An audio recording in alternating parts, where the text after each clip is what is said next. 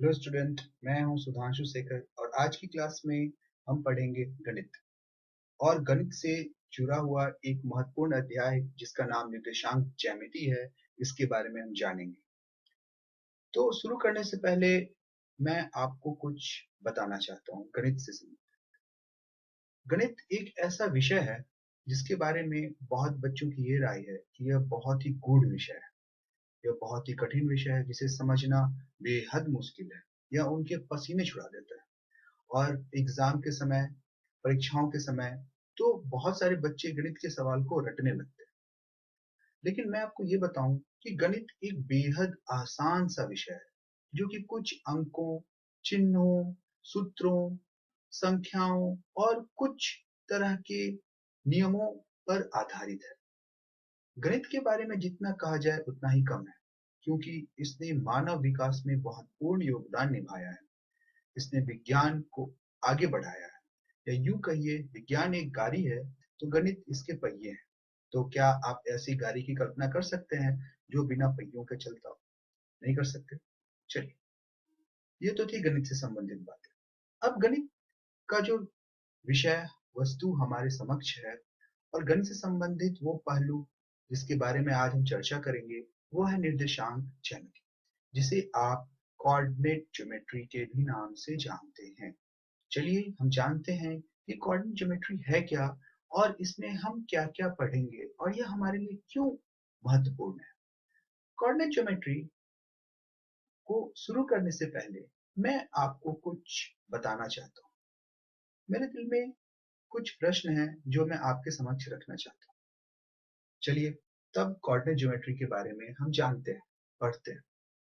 Coordinate geometry को सीखने से पहले मैं आपसे कुछ प्रश्न पूछना चाहता हूँ। जैसे कि आप आम के पेड़ पर चढ़कर आम खा रहे हैं और आपका दोस्त आपसे पूछता है कि तुम कहाँ हो? तो क्या आप अपना एग्जैक्ट पोजीशन या लोकेशन बता सकते हैं? चलिए, सोचिए इसका जवाब। आप उसे कहेंगे, मैं आम के पेड़ पर हूँ। आपका दोस्त आपसे पूछता है, आप आम के पेड़ पर कहाँ हो? कहने का मतलब आप उससे कितनी दूरी पर हो। तो आप अपना सर खुजलाना शुरू करते हैं और आप कहते हैं, मैं ये नहीं बता सकता। कभी कभी राह चलता हुआ एक आम आदमी आपसे पूछता है कि भाई साहब, इस पते के बारे में आप जानते हैं? क्या ये जगह कहाँ है? इसके बारे में आप हमें कुछ बता सकते हैं? आप उसे कहते हैं कि यह तो पास में ही है।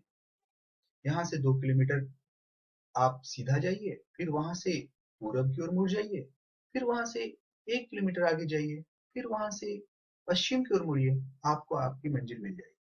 कहना कितना आसान है, लेकिन उसे समझ पाना या उसे ठीक से समझाना और भी आसान है। कब? जब हम कोऑर्डिनेट ज्योमेट्री पढ़ें तब।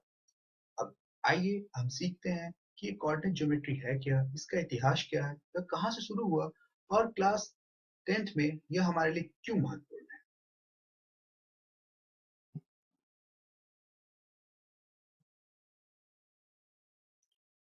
कोऑर्डिनेट ज्योमेट्री की शुरुआत उन दिनों हुई जब ज्यामिति के क्षेत्र में या गणित के क्षेत्र में बहुत ज्यादा तरक्की हो रही थी। कोऑर्डिनेट ज्योमेट्री हमें बताता है हमारे गणित से संबंधित कुछ मूलभूत अक्षों के बारे में। ये अक्ष हैं एक्स, वाई और जेड। एक्स अक्ष को हम क्षैतिज तल के नाम से जानते हैं, वाई अक्ष को ऊर्ध्वाधर तल के नाम से जानते हैं और जेड अक्ष को हम आनत तल के नाम से जानते हैं। हमारा इतिहास यह बताता है कि कोऑर्डिनेट ज्योमेट्री को सबसे पहले फ्रेंच के एक महान गणितज्ञ रेने डिस्कार्ते ने 16वीं और 17वीं शताब्दी के बीच में खोजा था। निर्देशांक ज्यामिति में हमारे क्षैतिज तल और ऊर्ध्वाधर तल का बहुत ही ज्यादा योगदान है और इसका बहुत ज्यादा महत्व भी है। एक्स अक्ष को, जैसा कि मैंने आपको बताया, कि इसे क्षैतिज तल कहते हैं और वाई अक्ष को हम ऊर्ध्वाधर कहते हैं। तो इसे हम एक्स और वाई कोऑर्डिनेट के भी नाम से जानते हैं। एक्स कोऑर्डिनेट को एब्सकीसा और वाई कोऑर्डिनेट को हम ऑर्डिनेट कहते हैं। अब हम जानेंगे कि जहां एक्स और वाई मिलते हैं उसे क्या कहते हैं। एक्स और वाई जिस कटान बिंदु पर मिलते हैं उसे हम ग्रेड के नाम से जानते हैं। तो एक्स एक्सिस और वाई एक्सिस जिस बिंदु पर आपस में मिले उसे हम ग्रिड के नाम से जानते हैं। अब मैं आपको आगे बताना चाहूंगा, जैसे कोई आपसे पूछता है कि आपका घर कहाँ है, या आपके घर से आपका विद्यालय कितनी दूर है, तो आप उसे कैसे समझाएंगे? इसे समझाने का एक बेहतरीन माध्यम है निर्देशांक ज्यामिति। आइए निर्देशांक ज्यामिति के बारे में हम कुछ और जानें और समझें।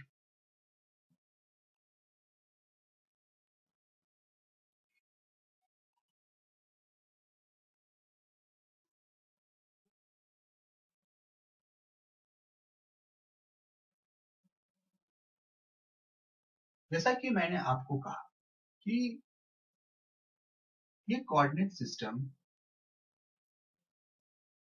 क्षैतिज और ऊर्ध्वाधर तल के अध्ययन पर आधारित है। क्षैतिज तल को हम एक्स अक्ष और ऊर्ध्वाधर तल को हम वाई अक्ष कहते हैं। जहां से ये दोनों अक्ष प्रारंभ होते हैं उसे हम कहते हैं मूल बिंदु।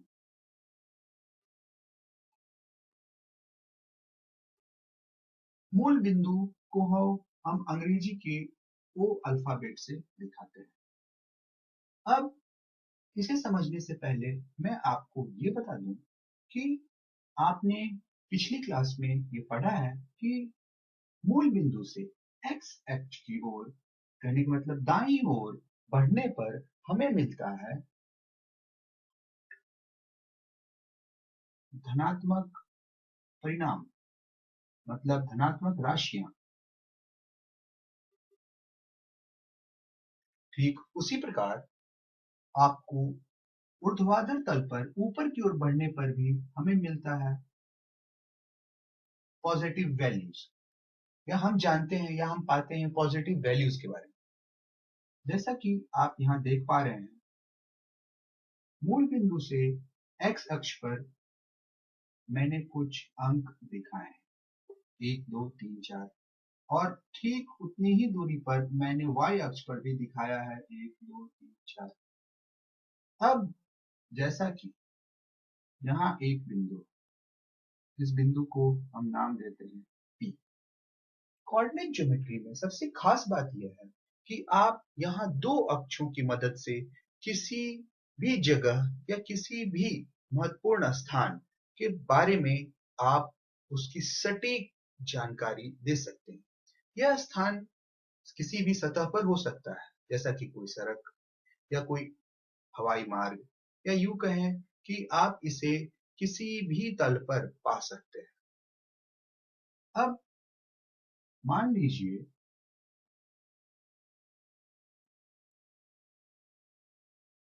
कि एक्स की ओर 3 कदम चलने पर और वाई की ओर भी 3 कदम चलने पर आपको मिलता है P। मतलब आप एक्स की ओर 3 कदम चलिए और फिर ऊपर की ओर आगे की ओर बढ़ें वाई की ओर, तब आपको मिलता है यह P बिंदु। इस P बिंदु का निर्देशांक ज्यामिति के अनुसार इन P बिंदुओं के कोऑर्डिनेट को हम दिखाएंगे 3 और 3 की मदद से। तो ये था एक छोटा सा उदाहरण आपके सामने। अब आगे की ओर हम बढ़ते हैं।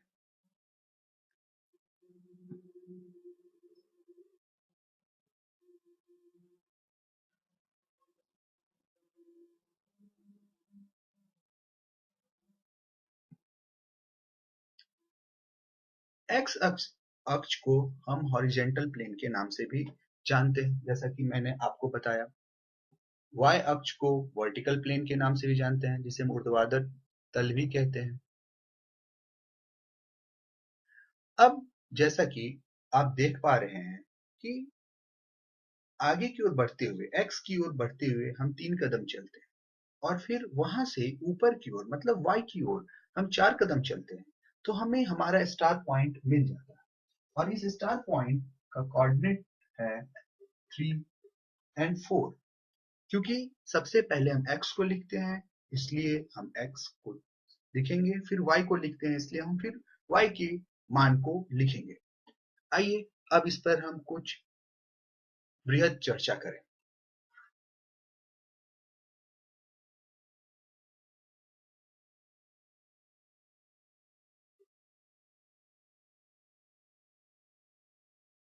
ये हमारा x अक्ष, ये हमारा x डैश, ये हमारा y अक्ष और ये हमारा y डैश।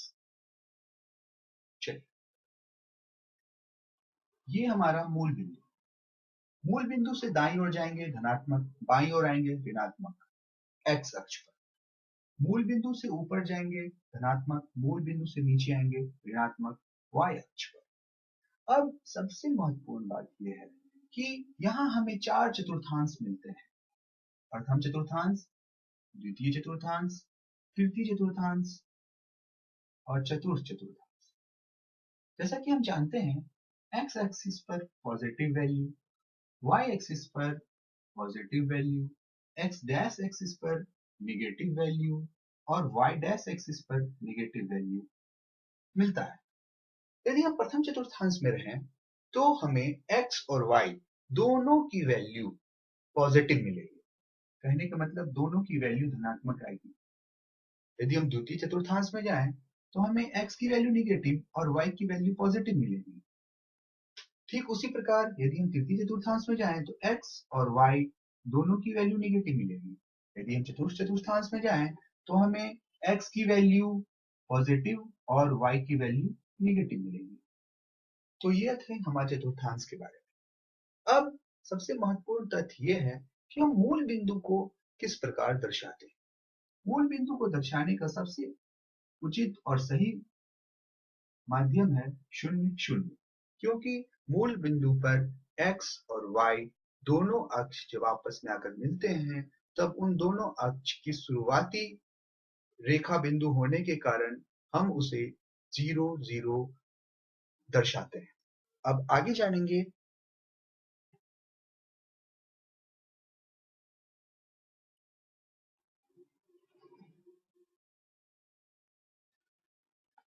निर्देशांक ज्यामिति में।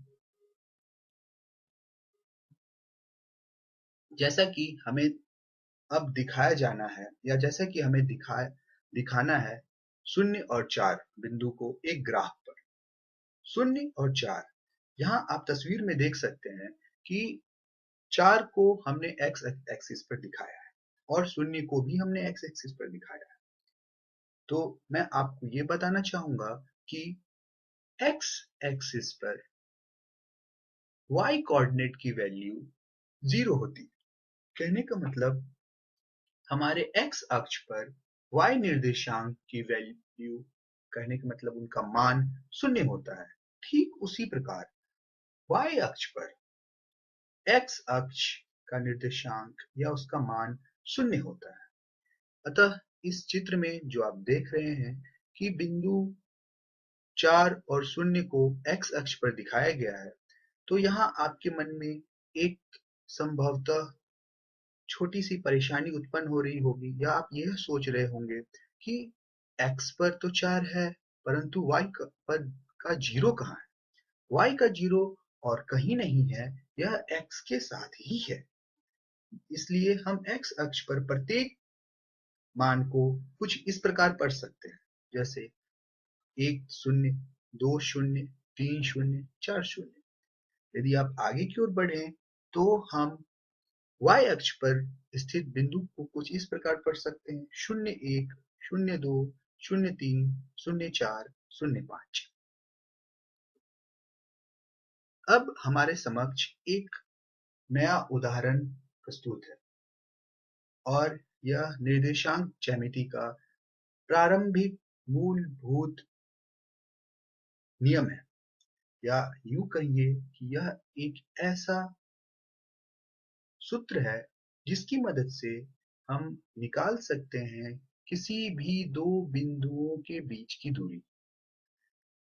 कहने का मतलब जब हमारे पास किसी भी दो बिंदुओं के बीच की दूरी निकालनी हो और उन दो बिंदुओं के अक्ष निर्देशांक ज्यामिति की मदद से हमें दिए गए हों या हमें मालूम हो, तब हम उन दो बिंदुओं के बीच की दूरी को कैसे निकालेंगे। जैसा कि हम जानते हैं कि निर्देशांक ज्यामिति का इस्तेमाल धरती पर अक्षांश और देशांतर रेखाओं को दर्शाने के लिए भी किया जाता है। तो चलिए हम जानेंगे कि किसी भी दो बिंदुओं को आपस में मिलाने पर उनके बीच कितने की दूरी बनती है या उनके बीच की दूरी हम कैसे ज्ञात करेंगे।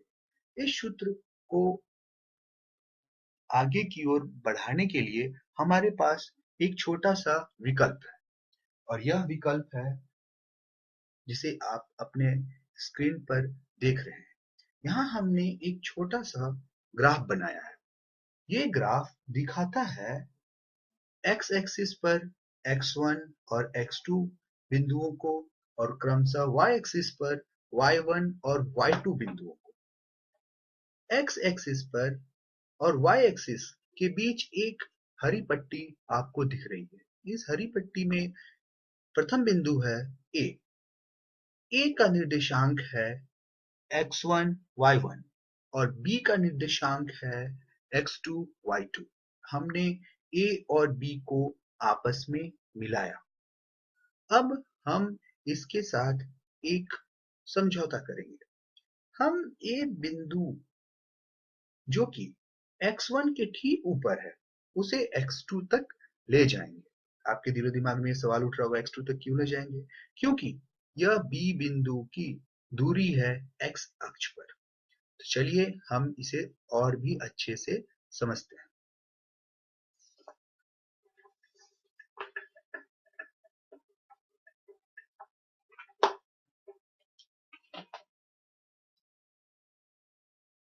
हमारे पास दिया गया है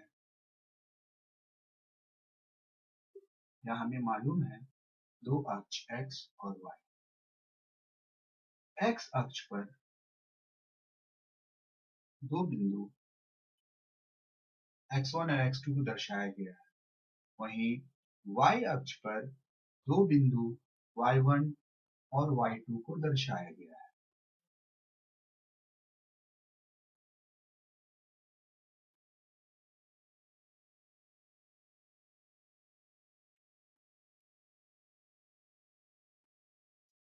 अब इस प्लॉट एरिया के ठीक बीचों बीच हमें दो बिंदु A और B मिले।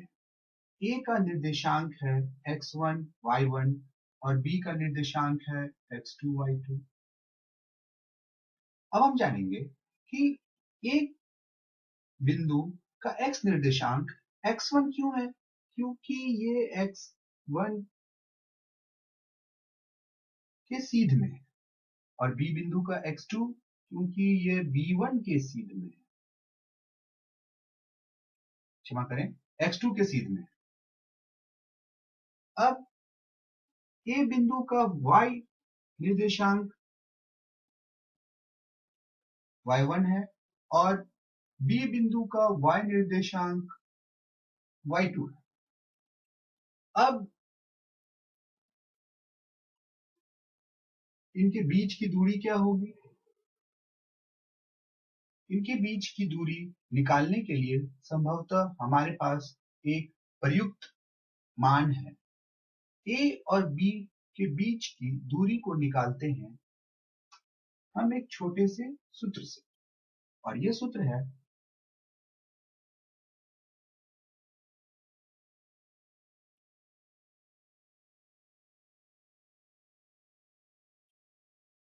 कुछ इस प्रकार से।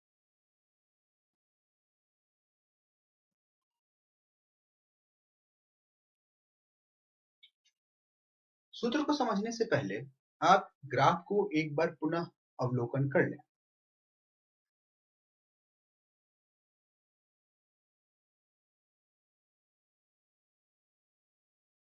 ग्राफ में क्या आप कुछ देख पा रहे हैं?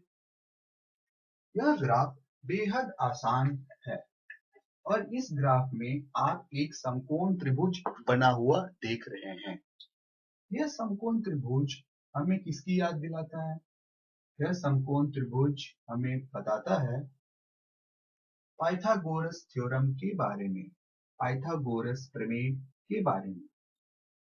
अब आपके दिलो दिमाग में ये सवाल उठ रहा होगा कि यह पाइथागोरस प्रमेय है क्या? पाइथागोरस प्रमेय कुछ नहीं है, बस यूं समझिए कि यह एक समकोण त्रिभुज में कर्ण, लंब और आधार के बीच एक संबंध है, जिसमें आपने पढ़ा होगा कि कर्ण का वर्ग आधार और लंब के वर्ग के योग के बराबर होता है। चलिए हम यहाँ पाइथागोरस प्रमेय का इस्तेमाल करते हैं और जानते हैं इनके बीच की दूरियां।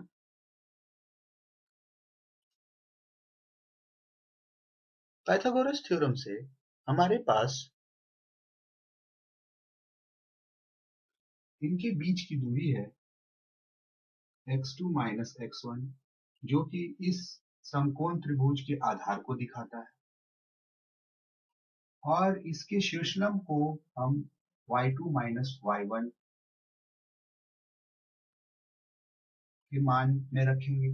अब चूंकि हमें a और b के बीच की दूरी ज्ञात करनी है और यह एक शीर्षलंब है जहां हम इस जगह पर 90 डिग्री का कोण पाते हैं। 90 डिग्री के ठीक सामने वाले भुजा को हम कहते हैं कर्ण। तो कर्ण की लंबाई अब कैसे निकालें?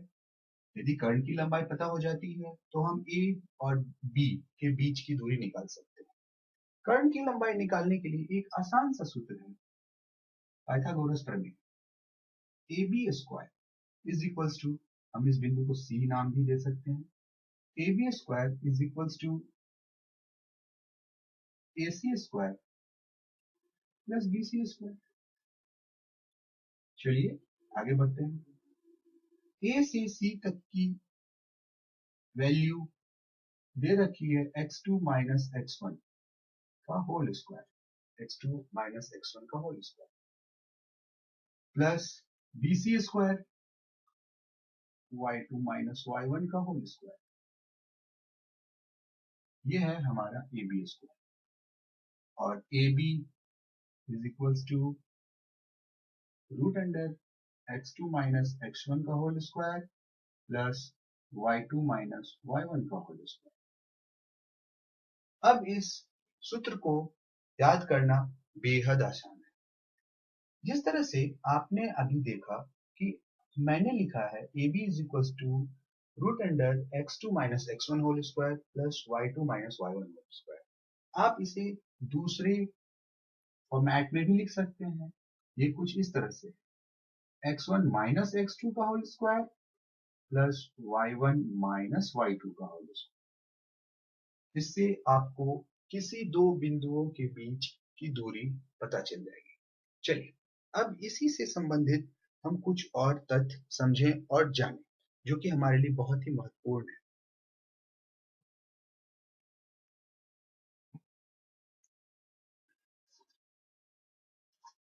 अब देखिए,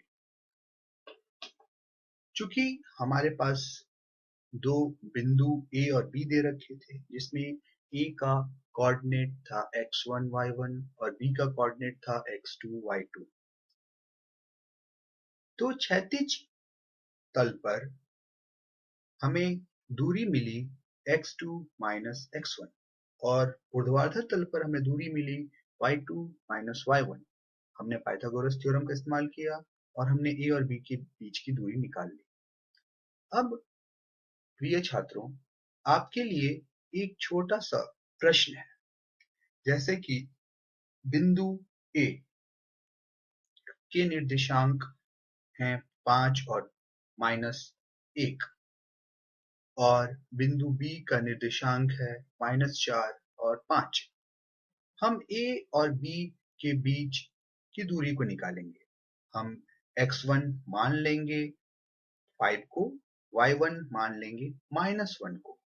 ठीक उसी प्रकार b के निर्देशांक में x2 मान लेंगे -4 को और y2 मान लेंगे 5 को।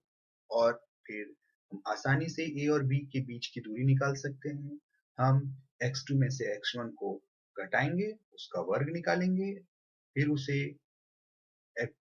उसे y2 माइनस y1 से घटाकर उसके वर्ग में जोड़ देंगे और जो राशि हमें मिलेगी हम उसका वर्गमूल निकाल लेंगे और हमारे सामने हमारा आंसर है 3√13। तो देखा आपने यह कितना आसान है। चलिए इसे और भी आसान बनाते हैं। क्या आपने कभी सोचा है कि मूल बिंदु से किसी दूसरे बिंदु के बीच की दूरी कितनी होगी? चलिए इसके लिए भी एक महत्वपूर्ण सूत्र हम इजाद करेंगे। आइए इसमें मेरी मदद कीजिए और सीखिए, जानिए। ये हमारा मूल बिंदु। मूल बिंदु के निर्देशांक हैं 0 और 0। मान लीजिए कि यह आपका घर है। अब आपको स्कूल जाना है। यह रहा आपका स्कूल। इस स्कूल को हम एस बिंदु के नाम से जानते हैं। इस एस बिंदु के अक्ष या निर्देशांक हैं एक्स और वाई। क्या आप बता सकते हैं कि आपके घर से आपका स्कूल कितनी दूर है? यह बेहद आसान है। हम मूल बिंदु और आपके स्कूल के बीच की दूरी निकालेंगे। हम यहाँ देखेंगे कि मूल बिंदु के निर्देशांक 0 और 0 को लेते हुए हम प्रथम शून्य को x1 और द्वितीय शून्य को y1 मान लेंगे। s के निर्देशांक x और y हैं। इस x को हम x2 और इस y को हम y2 मानेंगे। अब जैसा कि आपने अभी अभी पढ़ा है कि दो बिंदुओं के बीच की दूरी होती है root under x2 minus x1 whole square plus y2 minus y1 whole square. या इसे हम दूसरे अल्फाजों में भी कह सकते हैं या दूसरे तरीके से भी बयां कर सकते हैं कि दो बिंदुओं के बीच की दूरी होती है x1 minus x2 whole square plus y1 minus y2 whole square. अब चलिए OS के बीच की दूरी निकालें। Root under x2 minus x1 whole square plus y2 minus y1 whole square. x2 x minus x1 0 plus y2 y minus y1 0। x में से शून्य को घटाने पर हमें मिलता है x स्क्वायर प्लस y में से शून्य को घटाने पर और उसका वर्ग करने पर हमें मिलता है y स्क्वायर। तो OS की वैल्यू हो गई root under x square plus y square. तो इस तरह से आप यह सीख सकते हैं, समझ सकते हैं और जान सकते हैं कि किसी दो बिंदुओं के बीच की दूरी जिसमें प्रथम बिंदु मूल बिंदु है तो द्वितीय बिंदु के दिए गए निर्देशांक के वर्ग को आपस में जोड़कर उसका वर्गमूल निकालकर हम मूल बिंदु से उस द्वितीय बिंदु के बीच की दूरी ज्ञात कर सकते हैं।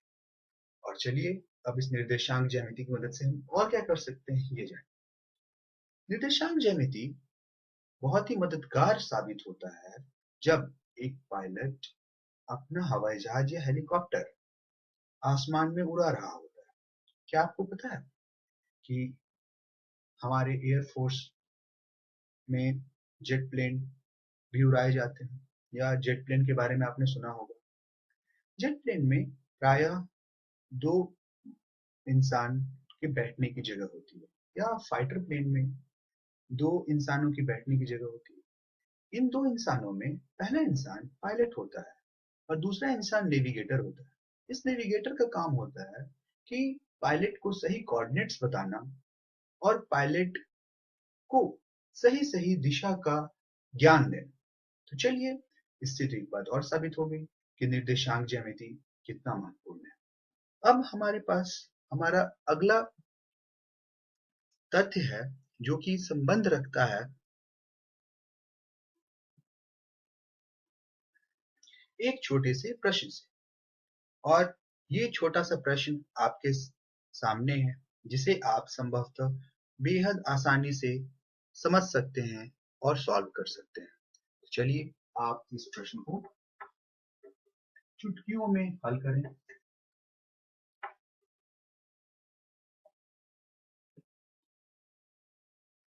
अब हम आगे की ओर बढ़ते हैं और आगे की ओर बढ़ते हुए हमें मिलता है एक छोटा सा प्रमेय और एक छोटा सा विकल्प जिसे हम मिड पॉइंट थ्योरम के नाम से भी जानते हैं या मध्य बिंदु सूत्र के नाम से भी इसे जाना जाता है।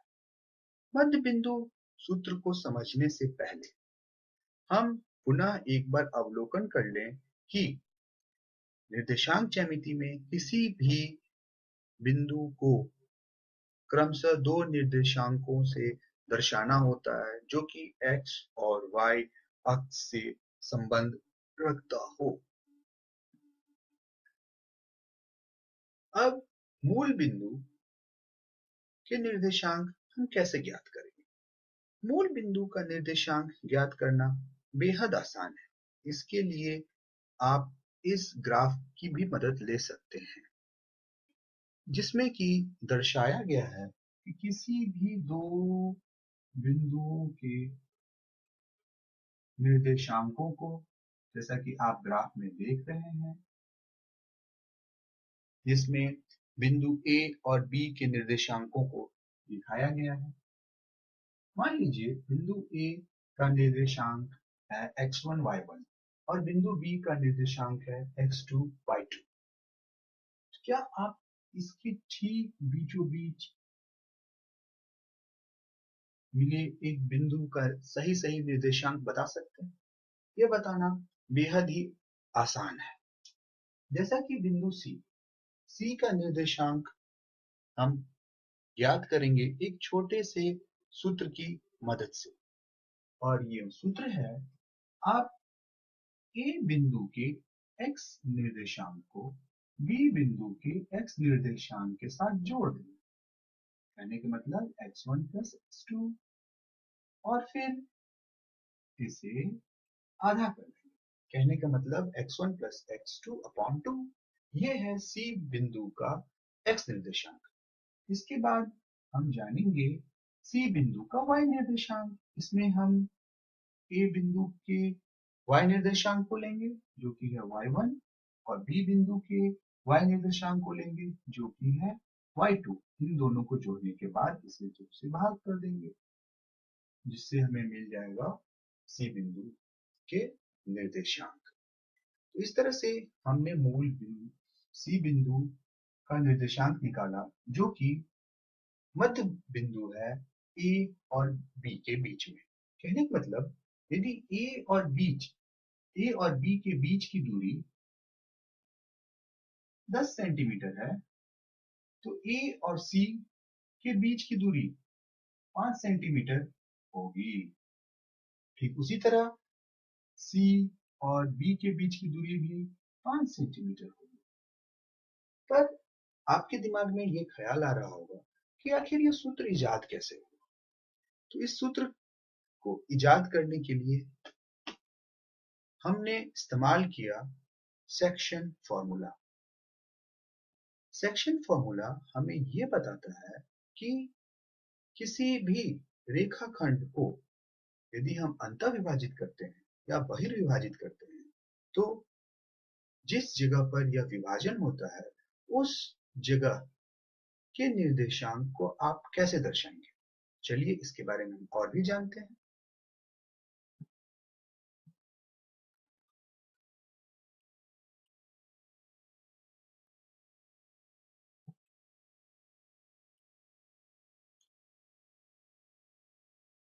हमारा विषय वस्तु निर्देशांक ज्यामिति से संबंध रखता है और निर्देशांक ज्यामिति की मदद से आप स्ट्रेट लाइन के बारे में भी जान सकते हैं और स्ट्रेट लाइन से संबंधित, कहने का मतलब सीधी और सरल रेखा से संबंधित कुछ नियमों को भी समझ सकते हैं।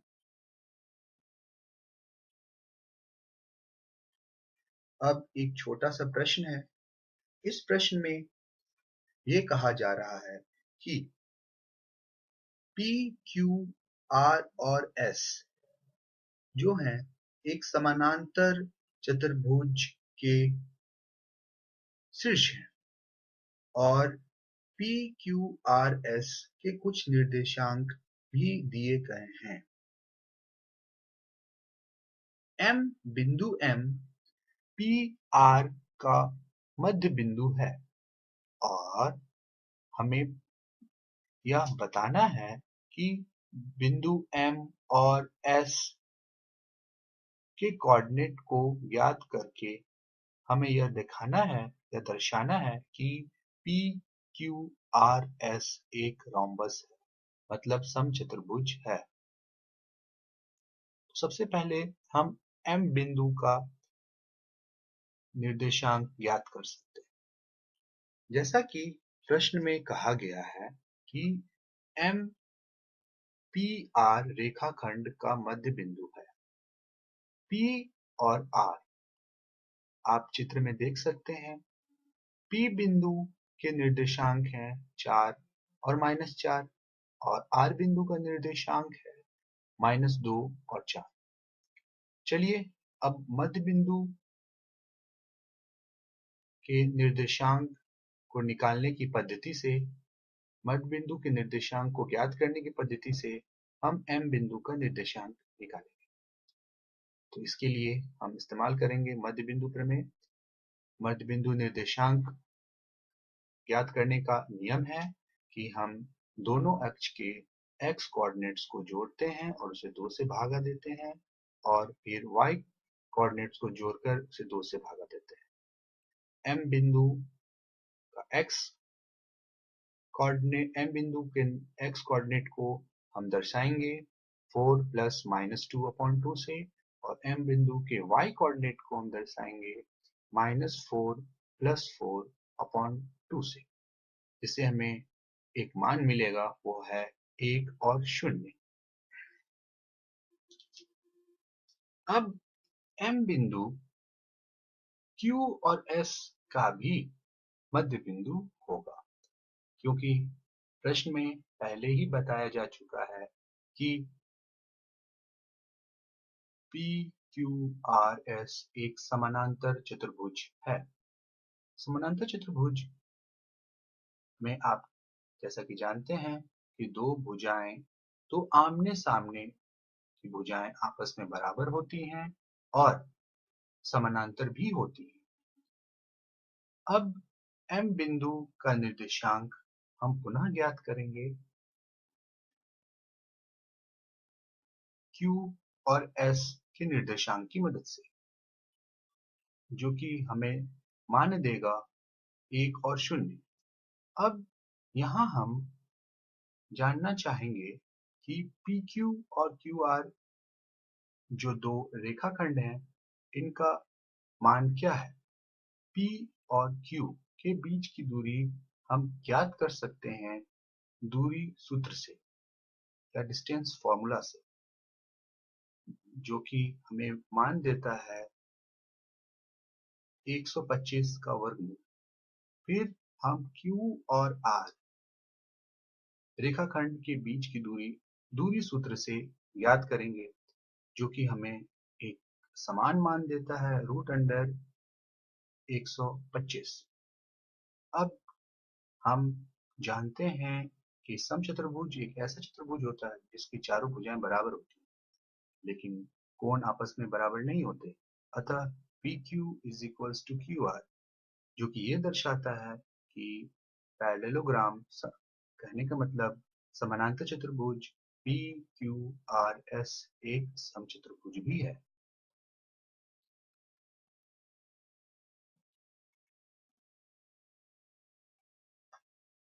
इस उदाहरण में हम ज्ञात करेंगे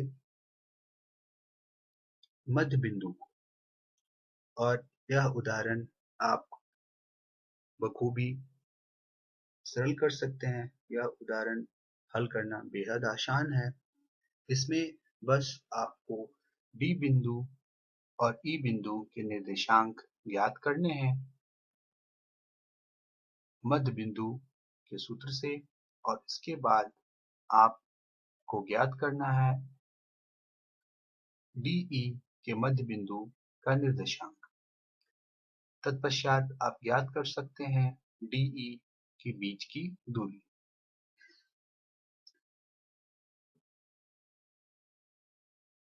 यह एक अगला प्रश्न है, इसे भी आप बेहद आसानी से समझ सकते हैं, हल कर सकते हैं। यह प्रश्न कहता है ए, बी, सी और डी ये चार शीर्ष हैं समानांतर चतुर्भुज ए बी सी डी के, और आपको इसमें ज्ञात करना है पी और आर की वैल्यू। यहाँ भी आप मध्य बिंदु सूत्र इस्तेमाल करके याद कर सकते हैं पी और आर की वैल्यू।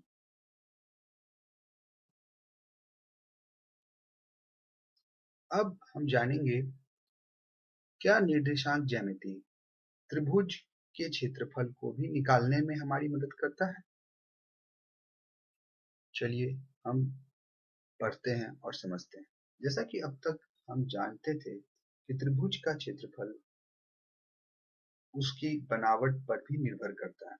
जैसा कि आपने पढ़ा होगा कि समबाहु त्रिभुज का क्षेत्रफल होता है √3/4 साइड स्क्वायर।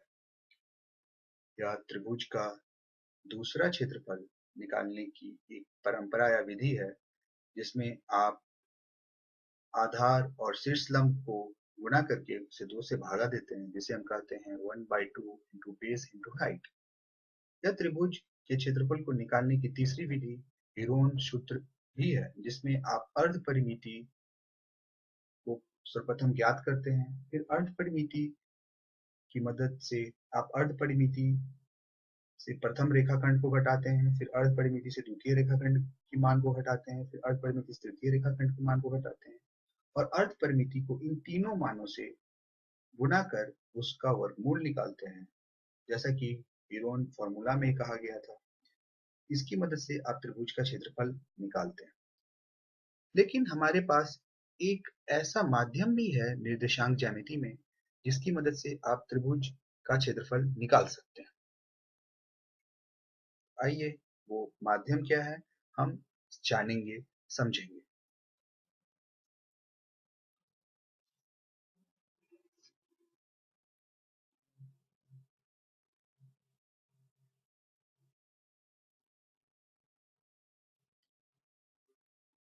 यह है वो माध्यम जिसमें हम त्रिभुज का क्षेत्रफल ज्ञात करते हैं।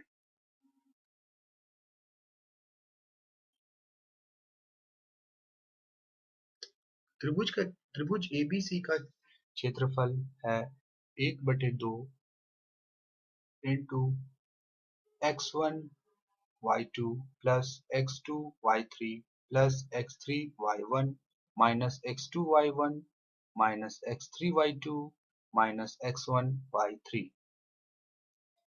अब हम जानेंगे कि क्या कोई सरल तरीका भी है इस सूत्र को याद रखने का। चलिए मैं आपको बताता हूँ कि उस सूत्र को हम कैसे याद रख सकते हैं।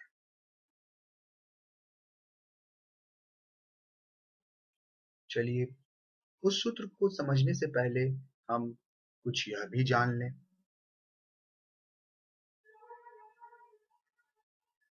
इसमें आप किसी भी चतुर्भुज का क्षेत्रफल ज्ञात कर सकते हैं। किसी भी चतुर्भुज को आप दो त्रिभुजों में बांट सकते हैं और क्रमशः प्रथम त्रिभुज का क्षेत्रफल निकालने के बाद उसे द्वितीय त्रिभुज के क्षेत्रफल से जोड़कर आप अलग-अलग मान ज्ञात कर फिर आप उन्हें आपस में जोड़ते हैं तो आपको मिलता है एक संपूर्ण चतुर्भुज का क्षेत्रफल।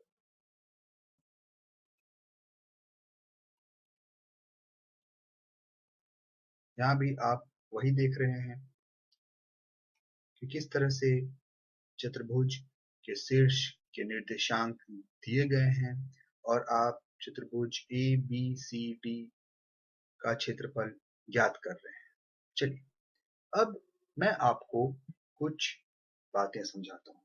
यह बात बेहद आसान है जिसे आप तुरंत समझ जाएंगे।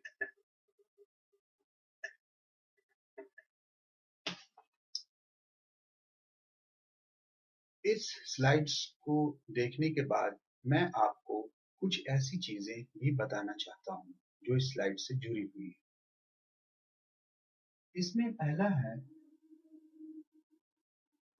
Section formula.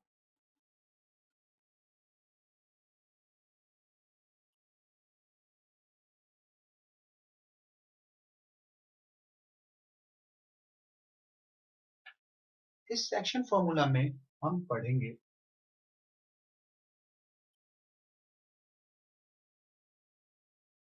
ए और बी, दो बिंदु जिसके निर्देशांक x1 y1 और x2 y2 है। यदि हम ए और बी को किसी एक बिंदु पर काटते हैं और ये बिंदु सी है, यदि सी इसे m और n अनुपात में विभाजित करता है तो हमारे पास सी बिंदु के निर्देशांक निकालने के लिए क्या तरीका है, यह हम जानेंगे। सी बिंदु का निर्देशांक बेहद आसान तरीके से निकाला जा सकता है। सी बिंदु का निर्देशांक है mx2 plus nx1 upon m plus n और my2 plus ny1 upon m plus n। चलिए अब इस सूत्र को हम याद कैसे करें। यह है हमारा अंतः विभाजन।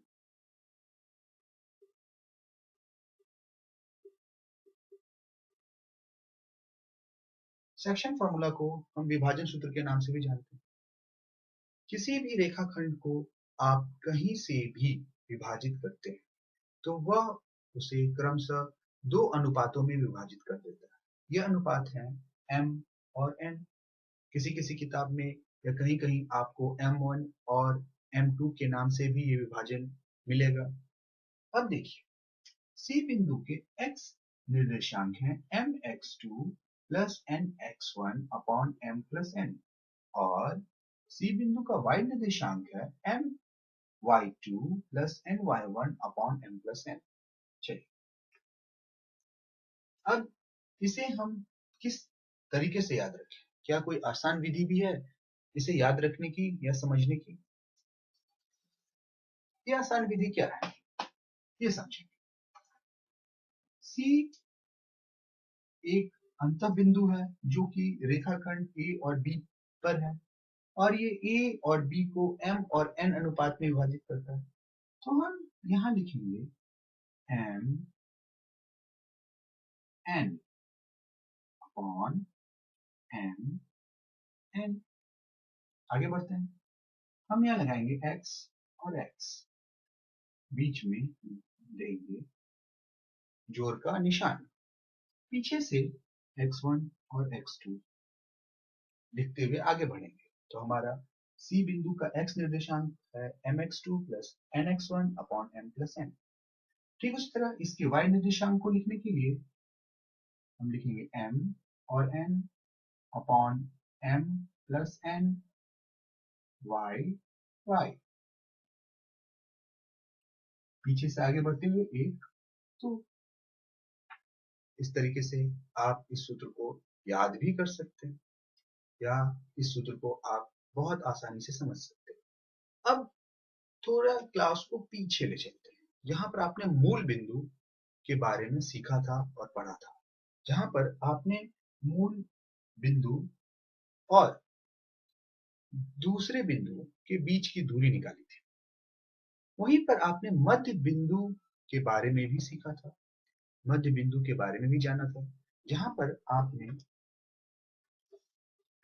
मध्य बिंदु को निकालने के लिए, मध्य बिंदु के निर्देशांक को निकालने के लिए आपने इस्तेमाल किया था सूत्र x1 प्लस x2 अपॉन 2 और y1 प्लस y2 अपॉन 2।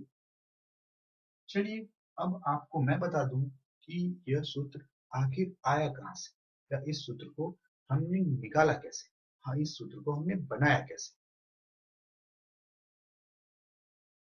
मान लिया कि ए और बी दो बिंदु हैं जिसके बीच बिंदु सी अवस्थित है। इसके कोऑर्डिनेट्स भी आपको पहले से पता है, लेकिन मैं आपको ये प्रूव करके सिद्ध करके दिखाऊंगा कि विभाजन सूत्र की मदद से आप मूल बिंदु सूत्र को भी इजाद कर सकते हैं। क्योंकि ए और बी के ठीक बीचों बीच सी है, तो ए से लेकर सी के बीच की दूरी और सी से लेकर बी के बीच की दूरी बराबर होगी। कहने का मतलब यदि सी ए और बी को m अनुपात n में काटता है तो m बटे n की वैल्यू 1/1 ही होगी। मतलब m अनुपात n इज इक्वल्स टू 1:1। कहने का मतलब n is equals to m is equals to n is equals to 1। तो यहाँ हमें m और n की जो वैल्यूज हैं वो हमें 1 मिले, m और n का मान 1 है। अब हम आगे की ओर बढ़ते हैं। अब हम यहाँ इस्तेमाल करेंगे अंतः विभाजन सूत्र। अंतः विभाजन सूत्र कहता है किसी बिंदु का निर्देशांक होना चाहिए mx2 plus mx1 upon nx1 upon m plus n। क्योंकि हम जानते हैं m और n की वैल्यूज 1 है, m और n का मान 1 है। m 1 into x2 plus n 1 into x1 upon 1 plus. यहाँ देखिए 1 को आपने x2 से गुणा किया, हमें मान आया x2, और फिर 1 को आपने x1 से गुणा किया, मान आया x1। आपने 1 में 1 ऐड कर दिया, मान हो गया 2। इसे हम लिख सकते हैं x1 प्लस x2 अपॉन 2। इस तरह से सी बिंदु का x निर्देशांक हमें मिल गया x1 प्लस x2 अपॉन 2। ठीक उसी तरह हम सी बिंदु का y निर्देशांक भी निकालेंगे। सी बिंदु का y निर्देशांक के लिए हमारे पास सूत्र था my2 plus ny1 upon m plus n। और हम आगे की ओर बढ़ेंगे, 1 गुने y1 1 गुने y2 1 गुने y1 अपॉन 1 प्लस 1 बराबर y2 plus y1 upon 2 is equals to y1 plus y2 upon 2। तो आपने ये देखा कि कितना आसान है गणित में किसी भी चीज को समझना। गणित में हर एक चीज एक दूसरे चीज, कहने का मतलब गणित में हर एक सूत्र दूसरे सूत्र को इजाद करता है। अतः हर चीजों को, हर तथ्यों को, हर मूलभूत अवधारणाओं को हम पढ़ सकते हैं, जान सकते हैं, समझ सकते हैं बेहद आसानी से, यदि हमें एक अवधारणा मालूम हो या एक मूलभूत तथ्य पता हो। जैसा कि मैंने आपको पहले मध्य बिंदु के सूत्र में यह बताया था कि इसमें हम दो बिंदुओं के निर्देशांक को आपस में जोड़कर उसे आधा कर देते हैं। x निर्देशांक को जोड़ा उसे आधा किया, y निर्देशांक को जोड़ा उसे आधा किया। परंतु क्या आपने कभी ये सोचा था कि विभाजन सूत्र की मदद से भी हम मूल बिंदु के निर्देशांक को ज्ञात कर सकते हैं? तो कितना आसान है किसी चीज को समझना।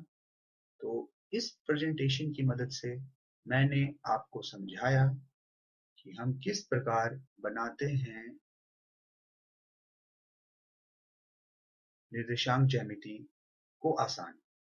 अब आइए, मेरे दिमाग में एक छोटा सा ख्याल है कि आपने त्रिभुज के क्षेत्रफल को कैसे याद रखा हो। ये तो बहुत कठिन है कि त्रिभुज का क्षेत्रफल कैसे याद रखा जाए। चलिए, अब त्रिभुज के क्षेत्रफल को याद करने का भी एक अचूक तरीका है, बहुत ही सरल। तो सबसे पहले हम एक त्रिभुज बना लेते हैं। इनके शीर्ष हैं ए बी सी। ए का मान है x1 y1, बी का मान है x2 y2 और सी का मान है x3 y3। अब इसे याद करना बेहद आसान है। त्रिभुज ए बी सी का क्षेत्रफल बराबर 1/2 x y minus y plus x y minus y plus x y minus y। अब मैंने ऐसा क्यों लिखा है, आप इसे तुरंत समझ जाएंगे। आपको तीन चीजें याद रखनी होंगी, 1 2 3। पहले 1 फिर 2 फिर 3, फिर 3 के बाद 1 फिर 2 फिर 3। सबसे पहले हम यहाँ x1 को बैठाते हैं या x1 को रखते हैं। हम यहाँ रखेंगे 1 x के पास। अब मैंने आपको क्या बताया, 1 के बाद 2, तो y के पास 2, फिर 3, फिर दूसरे y के पास 3। अब आगे क्यों बढ़ते हैं, क्योंकि हमने x1 लिया था। अब x1 के बाद x2, 2 के बाद 3, 3 के बाद 1, फिर अब हम x2 के बाद लेंगे x3 और 3 के बाद 1, 1 के बाद 2। तो हमारा फॉर्मूला बन गया त्रिभुज ए बी सी का क्षेत्रफल 1/2 x1 x2 minus x1 y2 minus y3 plus x2 y3 minus y1 plus y plus x3 y1 minus y2। इसे फिर से दोहराते हैं। मैंने क्या किया, आपने 3 बार x into y minus y plus x into y minus y plus x into y minus y लिखना है। फिर पहले x पर आप 1 देंगे, दूसरे x पर 2 देंगे, तीसरे x पर 3 देंगे। 1 के बाद 2, 2 आप y के साथ रखेंगे, फिर 2 के बाद 3, फिर दूसरे y के साथ आप 3 रखेंगे। क्योंकि पहले ही हमने यहाँ 3 दिया था, 3 के बाद अगली काउंटिंग होती है 2 दिया था, 2 के बाद अगली काउंटिंग होती है 3। x2, 2 के बाद 3 y3, फिर 3 के बाद काउंटिंग 1 से फिर शुरू होगी, 3 के बाद 1 y1 प्लस x3, फिर 3 के बाद काउंटिंग 1 y1 फिर y2। तो हमारा क्षेत्रफल है, त्रिभुज का क्षेत्रफल हो गया 1/2 into x1 y2 minus y3 plus x2 y3 minus y1 plus x3 y1 minus y2। पुनः जानेंगे 1/2 x1 y2 minus y3 plus x2 y3 minus y1 plus x3 y1 minus y2। तो ये हमारे त्रिभुज का क्षेत्रफल है। तो देखा कि ये निर्देशांक ज्यामिति कितना आसान है। अब चलिए, अब जब आप प्रश्न को हल करते हैं तो कुछ प्रश्न ऐसे भी हैं कि संरेख बिंदु क्या है। मैं आपको बताऊं, संरेखीय रेखा या संरेखीय बिंदु को समझने से पहले त्रिभुज के कुछ महत्वपूर्ण प्रश्न आपके सामने आएंगे। जैसा कि आपको दिखाना है कि 3 बिंदु संरेख हैं या नहीं। संरेख बिंदु वो होते हैं जो एक ही रेखा पर अवस्थित हो। संरेख बिंदु को समझने के लिए आप इस्तेमाल कर सकते हैं त्रिभुज का क्षेत्रफल। यदि त्रिभुज का क्षेत्रफल 0 के बराबर हो जाता है, तब यह होता है कि ये तीनों बिंदु संरेख हैं। मतलब ये त्रिभुज का क्षेत्रफल यदि शून्य के बराबर हो जाता है, इस त्रिभुज के क्षेत्रफल में आप x1, x2, x3, y1, y2, y3 के मान को रखते हैं, तब यदि आपकी वैल्यू 0 आती है, तब आप ये समझ लीजिए कि बिंदु A, B और C तीनों बिंदु क्या हैं? तो संरेख है। तो इस तरह से आपने समझा, जाना कोऑर्डिनेट के बारे में और सीखा कि किस तरह से हम कोऑर्डिनेट में अलग-अलग बिंदुओं को मानकर उनके बीच निकाल सकते हैं, उनके बीच की दूरी, फिर हम निकाल सकते हैं उनके मध्य बिंदुओं का निर्देशांक, फिर हम निकाल सकते हैं उनके अंतः विभाजन बिंदुओं के निर्देशांक। आप ऊंची कक्षाओं में जाएंगे तो वहां पढ़ेंगे बहिर्विभाजन। बहिर्विभाजन कुछ नहीं है, इसमें अंतः विभाजन की जगह जहां आप पॉजिटिव साइन लेते हैं, वहां आपको बस नेगेटिव साइन इस्तेमाल करना है। तो प्रिय छात्रों, आपके उज्जवल भविष्य की कामना करते हुए चाहते हैं कि आप और पढ़ें और मेहनत करें, आगे बढ़ें और हम आपकी मदद के लिए सदा आपके साथ रहेंगे। चलिए, तो इसके साथ मैं विदा लेता हूँ और यदि आपको इस संबंध में और भी कुछ जानना है, तो आप हमारी वेबसाइट पर भी आ सकते हैं और जान सकते हैं। धन्यवाद।